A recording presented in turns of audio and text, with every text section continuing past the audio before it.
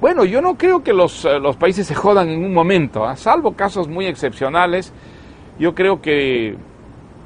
la decadencia, el fracaso, los retrocesos de un país son un proceso, ¿no? Algo que va ocurriendo a lo largo del tiempo y cuya responsabilidad recae sobre muchas personas y muchas generaciones. El jefe de Estado antes se acercó al lugar donde está el expresidente de la República, arquitecto Fernando Belaúnde Terry, y el primer vicepresidente de la República, doctor Luis Alberto Sánchez. Ya se encuentra en la mesa directiva el jefe de Estado. En el caso de nuestro país, yo no tengo duda que han habido algunos momentos en los que el Perú tenía una oportunidad y parecía enrumbarse en la buena dirección. Por ejemplo, en 1945, cuando se produce este despertar democrático, hay unas elecciones, sube a la presidencia una persona absolutamente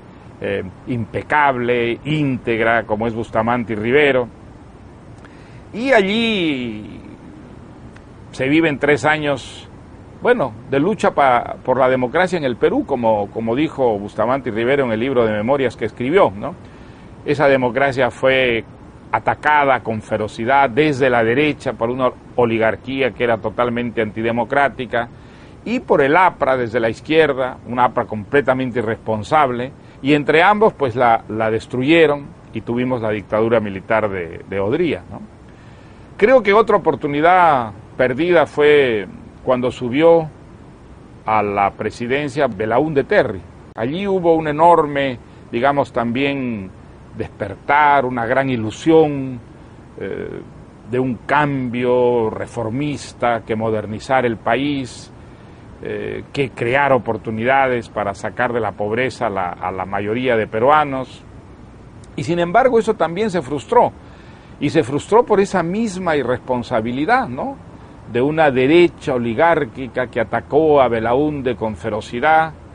y un APRA irresponsable que, aliada con los odriistas, pues crearon en el Parlamento una obstrucción sistemática a todas esas reformas que se proponía hacer Belaúnde Terry,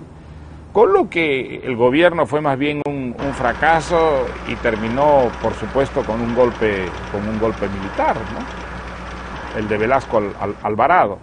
Luego, en 1980, otra vez recuperamos la democracia, pero una democracia deficiente que, aunque respetaba las libertades, no hizo las reformas que hubieran podido modernizar al país. Y luego vino el gobierno populista, totalmente insensato, de Alan García, que nos precipitó en un proceso de hiperinflación, que declaró una guerra al sistema internacional, convirtió al Perú en un país apestado, con lo que nos precipitó dentro de una pobreza realmente terrible. O sea que han sido periodos en los que tuvimos una oportunidad y la desperdiciamos por irresponsabilidad política, por falta de cultura cívica. Así que creo que el Perú se ha ido pues empobreciendo a medida que iba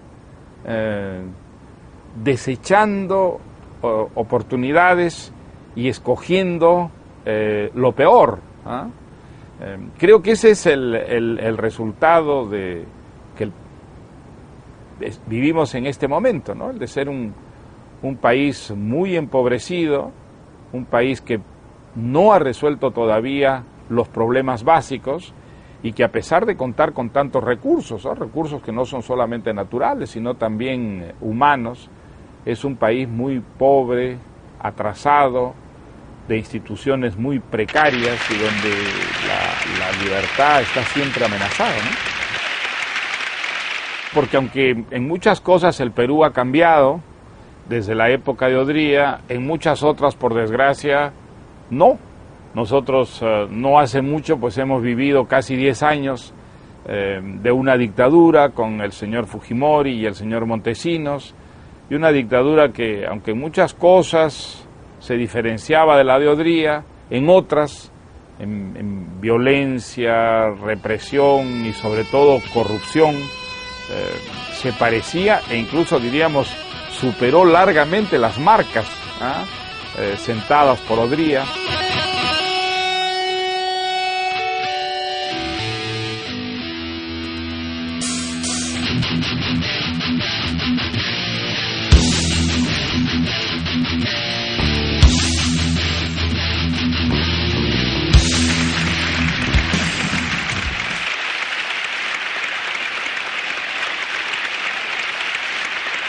La división de la sociedad peruana, no solamente entre quienes tienen todas las oportunidades y entre quienes no tienen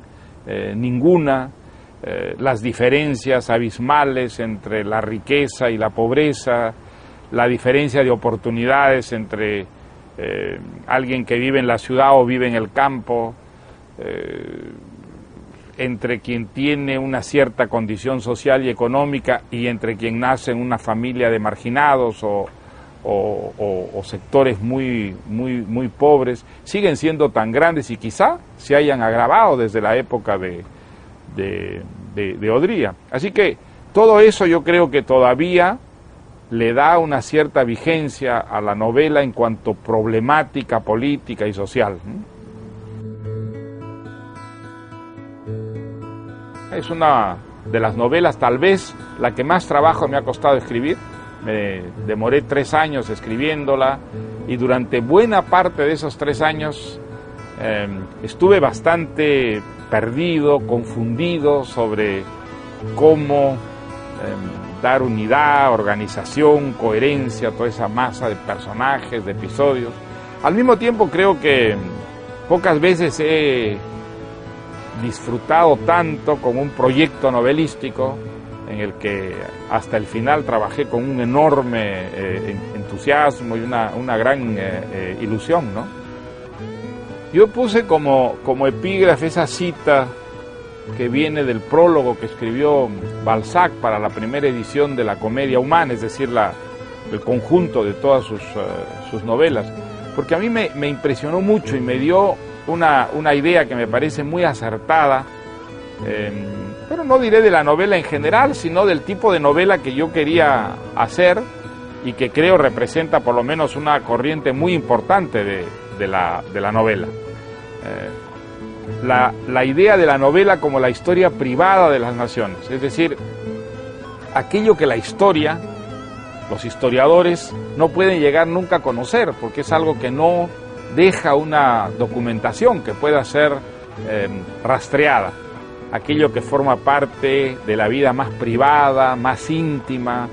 de una sociedad, eso que no llega al documento o al registro civil,